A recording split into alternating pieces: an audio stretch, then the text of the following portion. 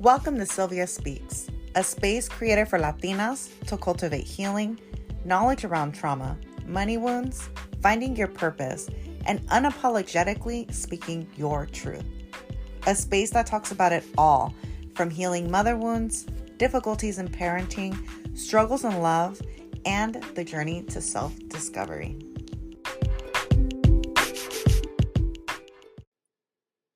Happy Sunday, everyone, and welcome to another episode of Sylvia Speaks. As promised, I come to you with a video recording, and it was a horror deal, but I am fulfilling this promise, okay, because I really did not want to get this all set up. I just wanted to record an episode quickly and kind of like be done with it, but I'm fulfilling what I said, okay, because I said what I said, and I'm going to do it. And so here it goes. Today was a kind of weird day for me, just like I've mentioned in previous episodes, where like there will be times where I have off days or days that I just don't feel like myself. I don't feel 100%.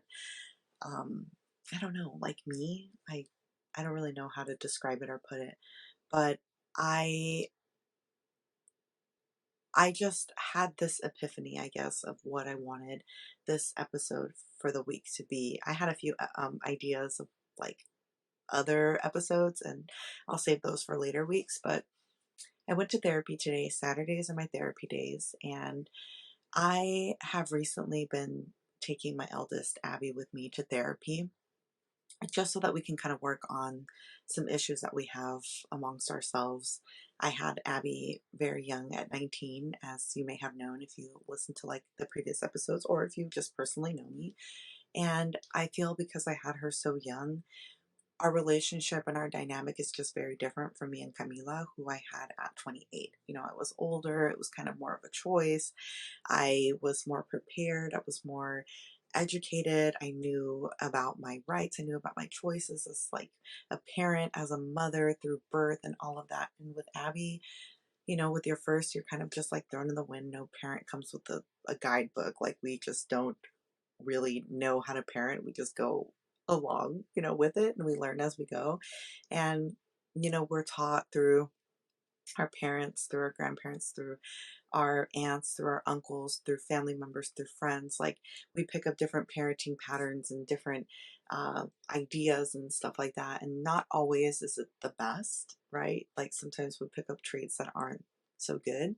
And so that's kind of why I have been inviting her into my therapy space, because my therapist kind of just like wants to assist us and like our bond and kind of like help us build and just heal from trauma, heal from the trauma that I've caused for her, heal from my own trauma that I have because of having her, healed from the trauma that I've gotten from her, you know, dad's side of the family, just things like that.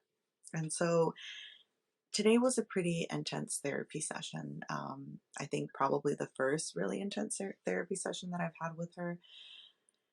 And it was awkward at first for me because I don't like when my child misbehaves or acts up. I feel like it gives the wrong impression. It makes me look bad as a parent. And not that I should be caring what people think, you know, but as a parent, you want to seem like you got your shit together and you're able to control your child. And when they're acting like a wild and rude, you like kind of want to backhand them, right? Like you want to like, what the fuck?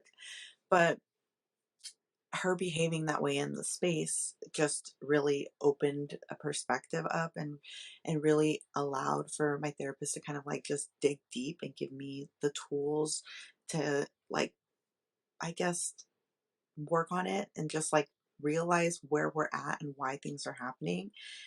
And it was very eye-opening for me. And so I think just this moment in therapy, as well as like other things that have happened throughout this week, have really gotten me to the point of this episode today. And this episode is the ugly parts of healing that nobody tells you about. The the tough parts of healing, the hard shit that happens when you're healing that nobody really speaks about. And that's something that I want to talk about today because healing is hard. Healing is hard work. And I think the way that it is portrayed on social media is like rainbows and butterflies. And it's like, yeah, you're going to go through your moments of sadness and you're going to cut a lot of people off, but in the end, you're going to be happy. And I don't think anybody really spends time focusing on that period where you're learning about yourself and where this shift and these hard things that you have to do happen, and just how it impacts you and how it affects your overall life, because it's not easy. And that's where you begin to heal, is when you decide to actually do the work. Ugh, it's tough. It's so fucking difficult, but it's so worth it. And as I've also mentioned, I've been doing somatic exercises.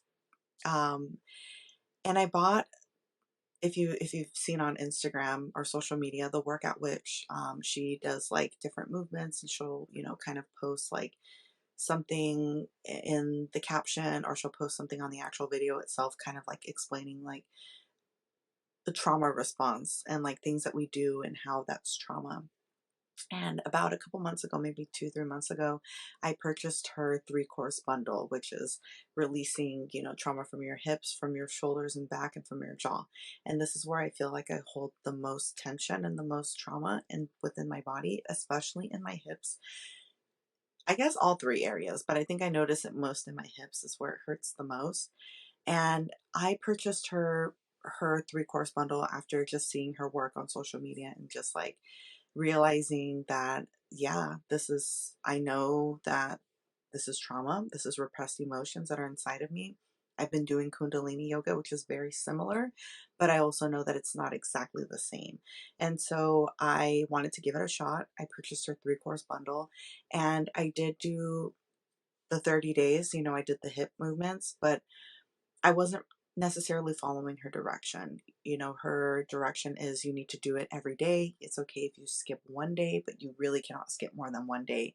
If not, you have to kind of repeat the process all over again from square one. And so I was just like, I don't want to do that, and I thought that maybe me doing yoga was like a substitute for that. And I was like, I don't really have to do it on Thursdays because I'm going to yoga. So, and just being in that mindset, I wasn't getting the full effect from it. So after the 30 days, I realized, well, I'm not really getting that release that she talked about. And I know that I have the most trauma stored in my hips. So something's wrong here. It's because I wasn't being consistent with the exercises. So I decided to just put a pause to it. And I said, when I find the time to actually truly be dedicated to it, then I'm going to come back and revisit it and give it 100%. So this week, although I've been telling myself every week that I was going to do it, I promised myself that this week I would start and I would be consistent. And I have done it for 4 days straight. Today will be my 5th night doing the somatic exercises. But I did them consistently. I did them with intent. I did them before bed. And I felt that first round of release from, getting all of that trauma out of, or some of that trauma, I guess, out of my body on day 3. And on day 3, I was just doing the same exercise that I did on day 1, day 2, same exercise I did yesterday on day 4. And I just felt all of this stuff come up. And coincidentally, it was the same day that I had yoga. I don't know if that maybe played a factor in it. Maybe it was like double the somatic exercises that I did that night.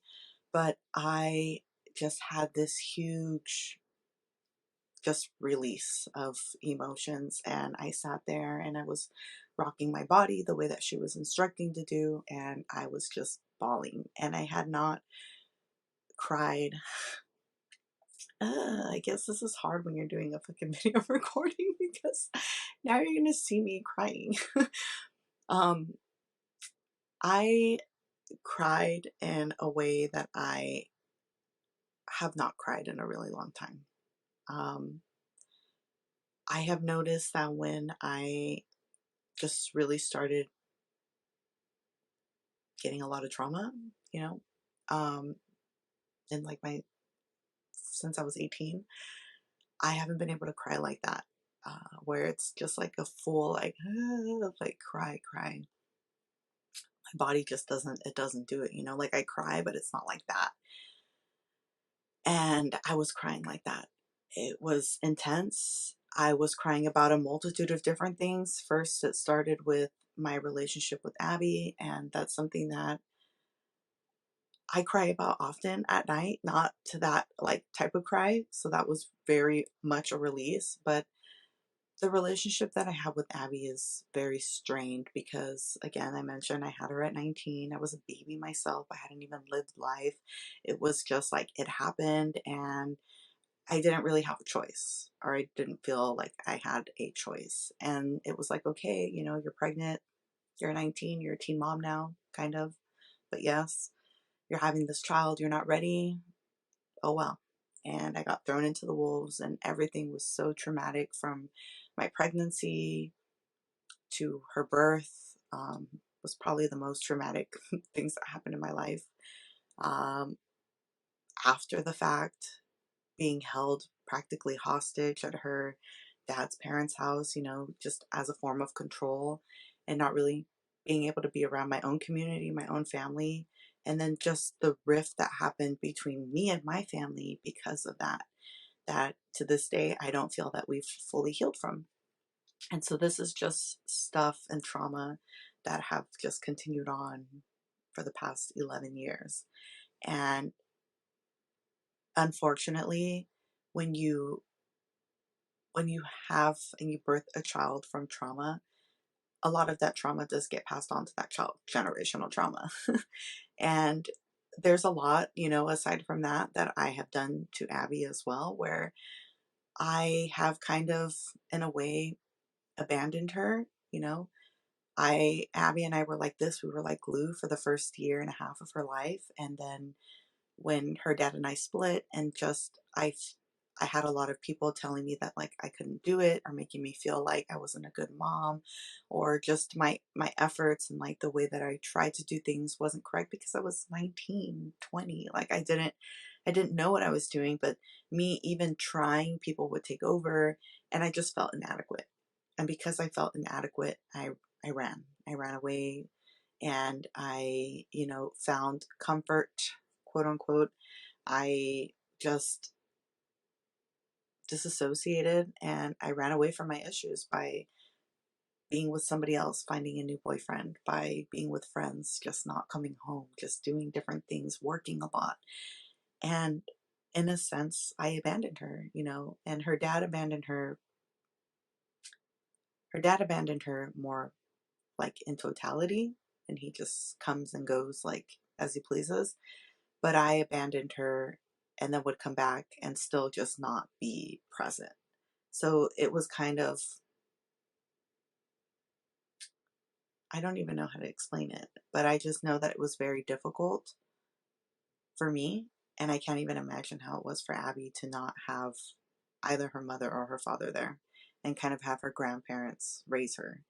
And because of that, it's kind of like led us to where we're at now, to where now that I am present and I am healing and I am attempting and I'm trying to fix things, we're just at a place where, you kind of have to start from square one. You have to rebuild trust. You have to set boundaries. You have to assert not dominance, but just like, I'm your mom and I'm here and I want to better this and I want to love you and I want to show you that. But it all starts with trust. And so the relationship that her and I have is strained because of those reasons. And it's been very difficult working on it, but it's something that I am not giving up on. And so as I'm doing my somatic exercises, that was the first thing that, I thought about, and I just cried because I don't want her to feel like her mom doesn't love her, or that her mom feels like she's a burden, or that her mom, only cares about her youngest child, and whatever thoughts it is that pops in her mind. I don't want her to think those things. And so knowing that at times I lose my temper with her, and at times I can be a little harsh, or I can be a little too stern. I think about these things at night, and I think about them especially as I'm doing my somatic exercises. And I just started fucking bawling, like crying my eyes out, and just, it was a lot. And then as I continued through this exercise, I began to think about my own relationship with my mother. and how that also is strained in its own way. You know, my mom didn't abandon me. My mom did a lot for me. My mom, you know, if anything, she truly gave me everything that she had. You know, there was a point in life when I was little that my mom didn't, you know, she didn't have anything. She was homeless for a little bit. We were sleeping in somebody else's couch or in her car, you know, and she didn't have anything to eat. And she persevered from all of that. And she is who she is today, you know, because of those experiences. And my mom was very successful and she's a very strong woman. But I also mourn the relationship that I don't have with her because she has her own trauma. And this is like the biggest thing, the biggest tip that I can, the biggest, I guess, thing that I can tell you guys about healing is that when you begin to heal, you start to look at your parents and everyone else around you in a whole different lens. You see them for who they truly are inside, like past the mask and past like all the front that they put, you know, you really start to see them and their authenticity, like who they truly are. And you realize that your parents are just humans with their own traumas. Like they're humans with their own things that have happened to them, with their own things that they're dealing with or not dealing with because they don't know. And as I sit here and cry about the relationship that I'm trying to mend with my own daughter, I'm also sitting here and mourning the relationship that I have or don't have with my own mother and my own father. And it just like was like a spiral. Like it was like I was crying about Abby and then I started crying about my mom and I started crying about my dad. And that's what these like somatic exercises are meant to do. Like they're really meant to like take out this repressed emotion, right? And it really made me think, you know, when you have to mourn the relationship with your parents when they're still even living. And it's because you realize during your healing journey that people can only meet you at the level that they're at. People can only meet you and only reciprocate what they're able to do, you know? And where you're at in your healing journey, where you're at just mentally, emotionally, spiritually, not everybody is going to be able to mirror that. Not everybody else is going to be able to reciprocate that. Not everybody else is there. Not everybody else can even see what you see or understand what you understand. And that's probably been the toughest thing for me to realize and like come to terms with during this journey is the fact that I have to mourn some of the relationships that I have in my life, some of the family, you know, relationships I have with family, some of the relationships that I have, you know, like romantic relationships, like especially with the fathers of my children, you know, and it's tough. It's tough because what we what we see in others, like the potential that we see in people or how well, like we know that a relationship could go so well. We know that the relationship we want with our parents like looks a certain way in our head, or the relationship with a man or a woman or somebody looks like we can envision in our head that it's perfect, but it's never going to be that because they're not ready to meet us at that level. And that's something that you have to come to terms with as you're healing, and just realize that you can't change people. You can only lead by example. You can only lead a horse to water, but you can't make it drink, you know? And that was really tough for me a couple days ago to just like cry about that, because I do wish that I had a better relationship with my parents. Like I wish that we were close. I'm not going to say I'm envious because I don't think that that's correct, but I wish that I had the same type of relationship that a lot of women have with their moms, like where they're close and they can talk about things. And, like when you have good news, or even just disturbing or bad news or whatever, just anything that happens throughout the day and you want to update your mom. Like, I wish I had that type of relationship. I had the type of relationship with her where, like, if I could tell her things and just not feel like I'm getting judged or like it's going to be held against me later on.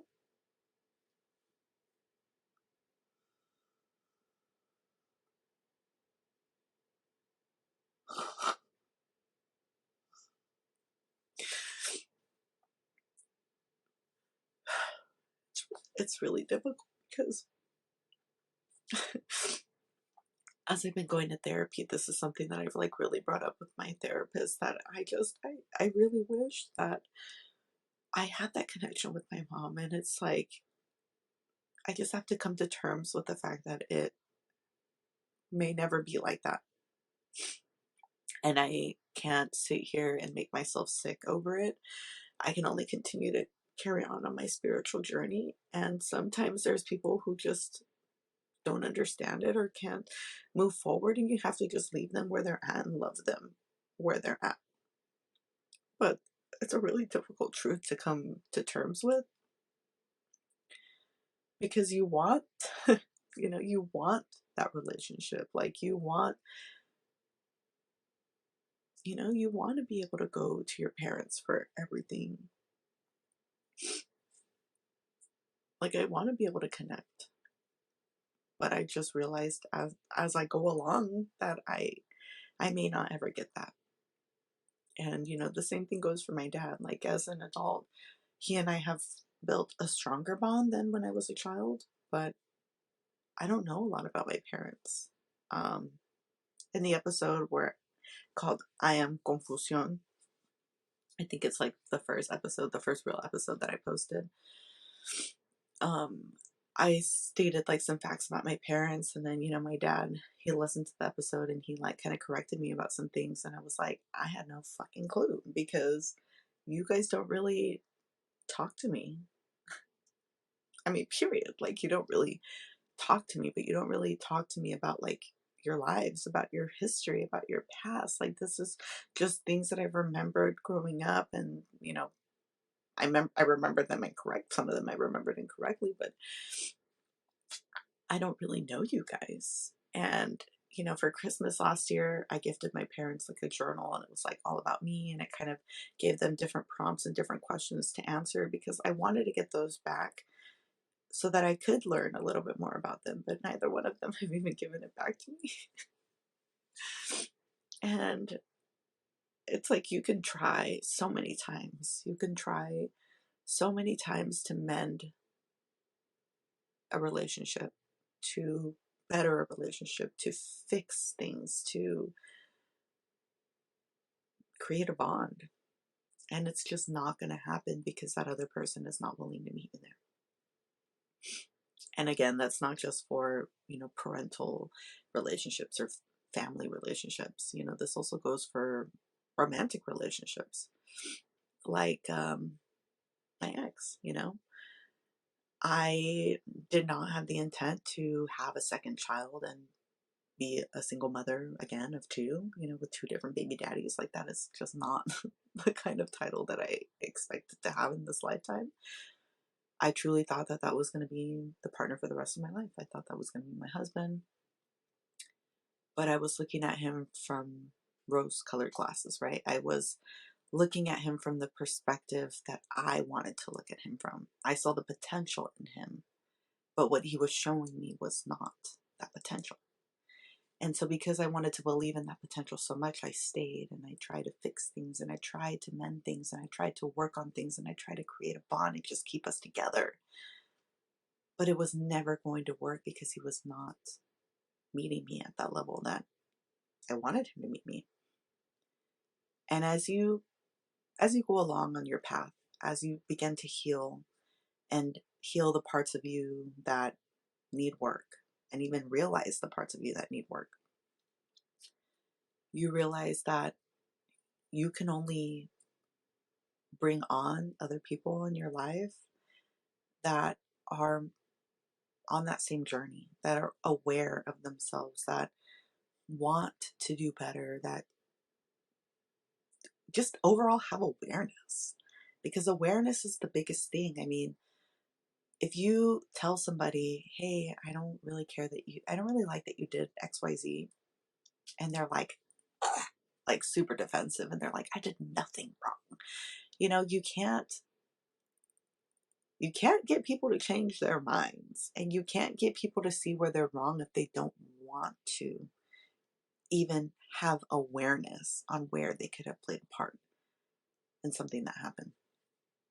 And you just lose desire, honestly, once you start healing. You lose desire to even deal with these type of people, because it's like you can't even take a step back and like look at yourself. You are just putting everything on me, and that's draining. It's too much energy to focus on. It's too much energy to even like give to a situation when you know that that person is never going to see it for anything else. So you have to cut these people off. And that's the hard part. That's the hardest part as you're going on with this journey, is just cutting off all of that toxicity, leaving behind all of those people that don't align with you anymore. It's difficult. It's really difficult. And these are the things that people don't talk about when they romanticize healing, when they romanticize the journey, when they romanticize the sense of peace that you feel from it, because it doesn't feel peaceful at all at first. It feels like turmoil, and it is turmoil because you're mixing up all this shit. You're literally all the shit. You're mixing it up and you're tossing it out, but it gets worse before it gets better. When you become aware, and when you realize the role that you play and the role that other people play, and when you begin to do different and react different and communicate, and these people that you have in your lives aren't there yet at that level, and you do this with them, and they're just like defensive, and they think that nothing is wrong, and they just give you tons of pushback, you realize that you can't have these individuals in your life anymore, or at least hold them in the same place that you held them before. And so when you begin to have these difficult conversations with them, when you begin to tell them like that you don't appreciate that the way that they speak to you or the way that they behave with you, when you begin to just speak up for yourself, these people won't like it, because it's different, because you're acting different, because what the fuck, like, I'm the problem? Yes, it's me. I'm the problem. It's me.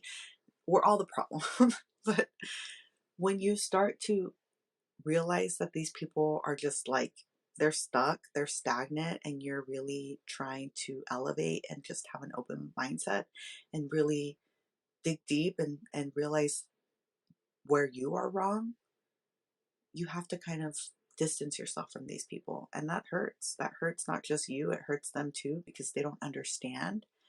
And you're going to go through a lot of that. And that's why they say healing gets lonely. And it does get lonely. It gets lonely because you're misunderstood. It gets lonely because you just realize maybe there was people in your lives that were only in your life because they benefited off of you, because you gave them something, you did something for them out of trauma, out of a trauma response, out of the kindness of your good heart, but it wasn't doing anything for you. There was no return and investment. They were just take, and they weren't giving you anything back.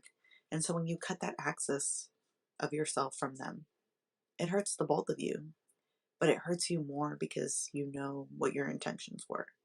You know that you were a good person with a good heart and a good soul, and you just wanted to give this love out and this help out to people, and they took you for granted, or they didn't protect you the way that they needed to protect you. They didn't appreciate you the way that they needed to appreciate you.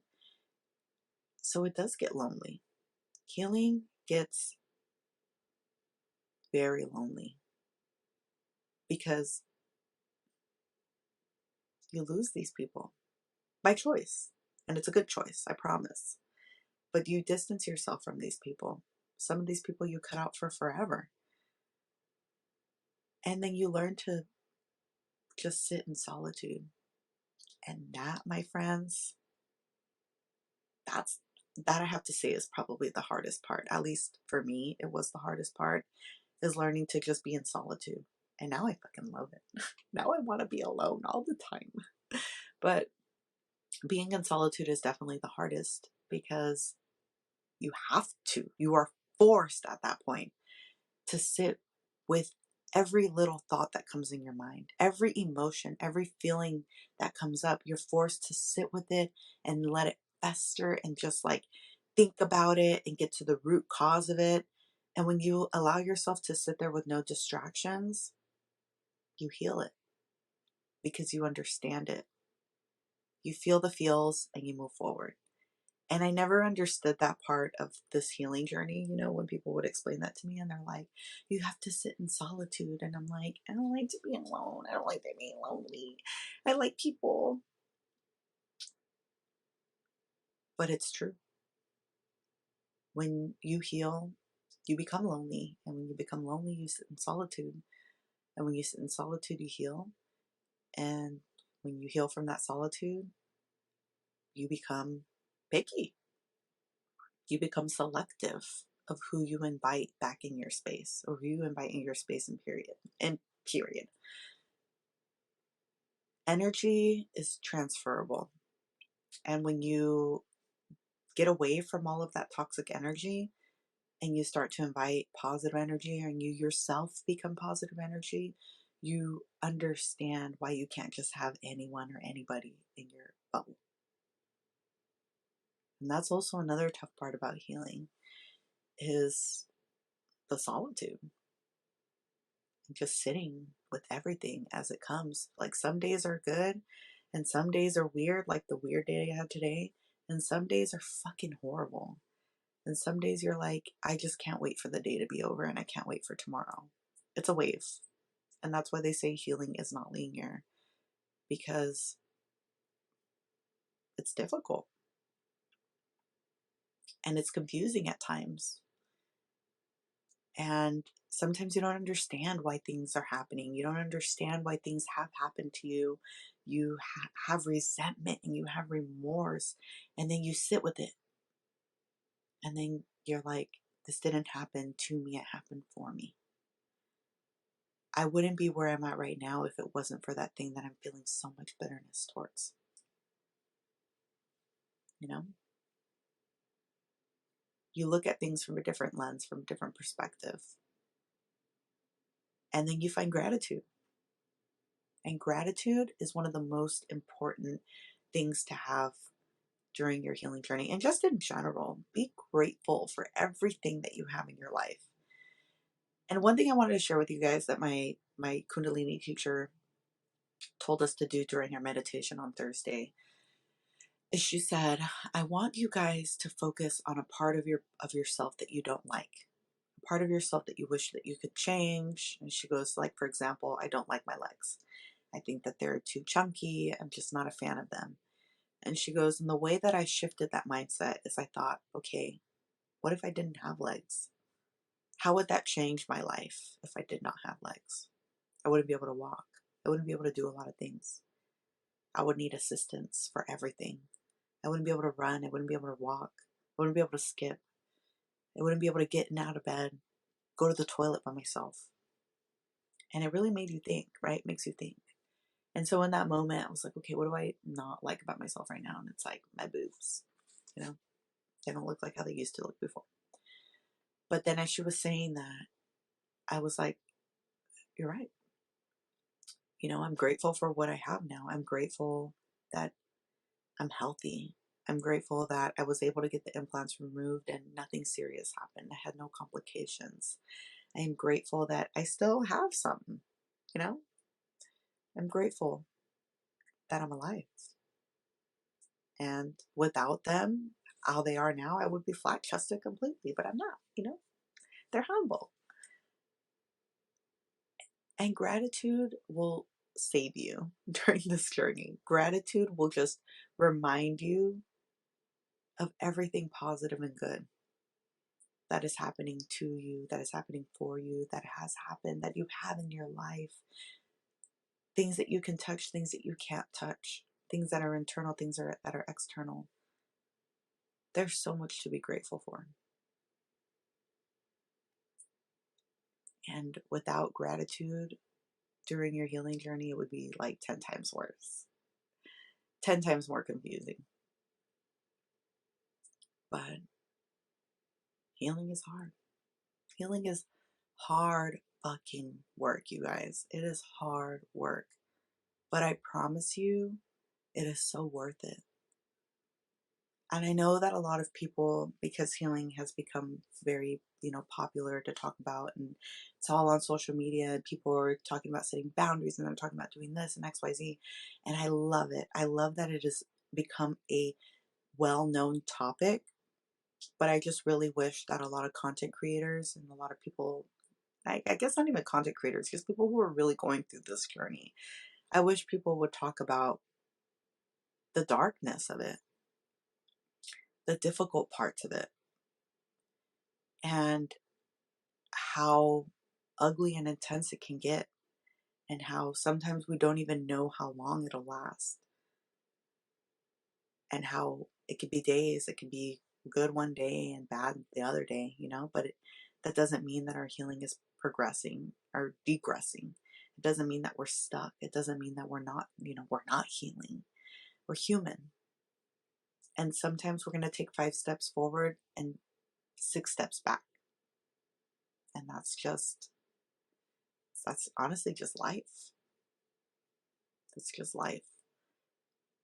But if anybody is curious on like the steps of healing, how to even really begin a healing journey, I'm not a huge expert on it. I just know what I have done and what has worked for me, and just I'm updating you guys as I go throughout this journey, because it's a lot.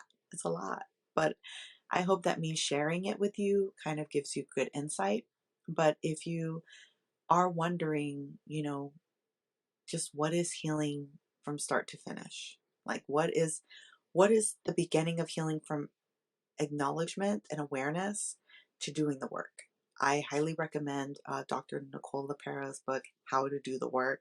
And her Instagram is such a great place for different resources. She posts gems every freaking day, and things that are just so relatable, that they make you feel seen, that they make you feel like there's not something wrong with me. I just have trauma, I'm healing. Or maybe you weren't even aware and you're like, damn, I do that, and I should probably change that. But her book was like the catalyst for me really getting into change. And I noticed that it was scary for me to read at first. Like I had the book for a few months and I just like couldn't even pick it up because I was like afraid. And then when I got to it, I couldn't stop. I read it in like a day and a half. And that book was life changing for me, because it really did open my eyes, and it taught me things that I was going through, things that I didn't even know were going to happen. Like right now, I feel like I'm going through that dark night of the soul. She talks about that, where it's like the point in your healing journey where you feel that loneliness, where you feel like you're misunderstood, where you just feel like the black sheep, where you feel like nobody gets you.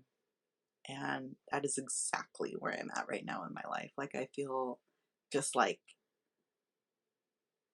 I don't know, like seen and not seen at the same time. And I've just been like shedding my old skin like a snake, and I fucking hate snakes, so I hate that I'm using that analogy, but I am shedding my skin. I am rebirthing into my truest form, into my true authentic self. You know, this year, just small little things that added up to big things: removing my implants, taking off the eyelashes, taking off the nails. I even cut my hair. I mean, I still have a weave in because I got little baby hair, but I cut my hair because I just didn't want to have that long, like, hair anymore. I wanted the weight off of me. That's just so much, so much, so much that happens when you're healing. And it's beautiful. It's scary. It's hard. There's a lot of crying. There's a lot of fights. There's a lot of frustration, a lot of annoyance.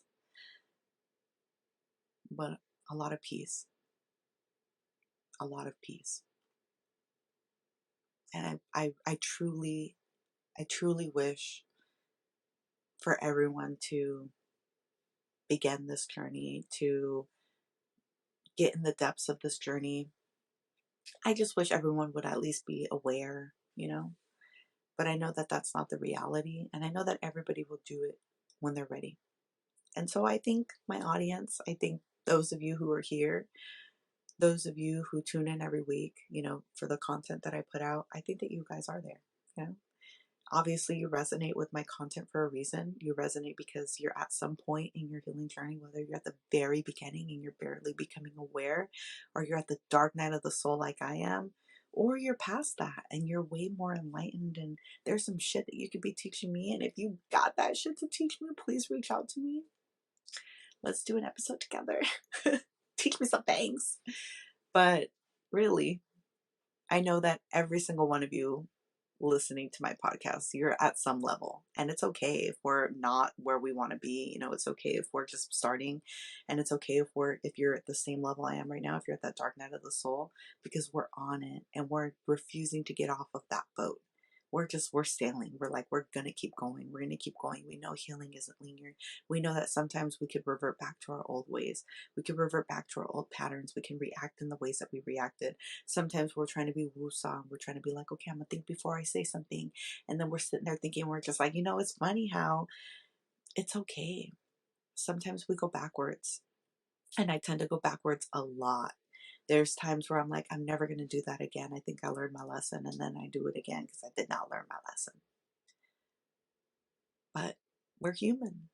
We're human. And just being on this journey and being aware in its own is so beautiful because it proves that we want better for ourselves and we want better for the people around us. And we want to build and maintain and manage healthy relationships with people. But then you also have to remember that sometimes those relationships that you're trying to build with people and trying to create a healthy relationship with, they're not ready to meet you at that level. And it's okay. And that's okay if it's your mom, if it's your dad, if it's your sibling, if it's your, another family member, if it's your boyfriend, girlfriend, whatever, friend. Sometimes you just have to learn to love people from a distance and come to terms with the fact that they're just not where you're at. And they might not ever get there. And it's okay to feel sad about it. It's okay to cry. Please do cry.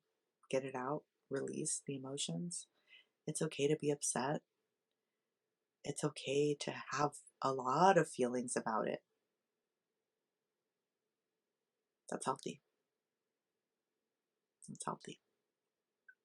You come first, always, 100% of the time. It's you over anything, over anyone. It's you, and it's always going to be you. And I want you guys to remind yourselves that you are special, that you are all that you have in this world, and you have to protect yourselves at all costs. And that doesn't mean by shutting the world out. That means by doing the things that feel best to you. That means having difficult conversations. That means setting boundaries. That means setting distance with people who don't respect you, with people who don't want to move forward with you, who don't want to grow. I love you all. Again, thank you so much for being here every single week. Thank you for watching this video podcast or listening to it in audio. It is a little longer than I've ever done, and it's kind of a little awkward because I haven't been able to do like any breaks because it's video, but I hope it doesn't sound awkward. And I hope that me crying wasn't horrible. I'm sorry. But this is like the best part of healing is just like when you start randomly crying, because you really are getting all that shit out. Again, thank you guys so much for being here. I really hope that you have an amazing week. And I want to know where you're at or where you think you're at in your stage of healing. If you have any questions, if you have any comments to make, if you are more enlightened and you've surpassed this level of the dark night of the soul, and you have any advice for me, please, please, please put it in the Spotify Q&A and polls down below.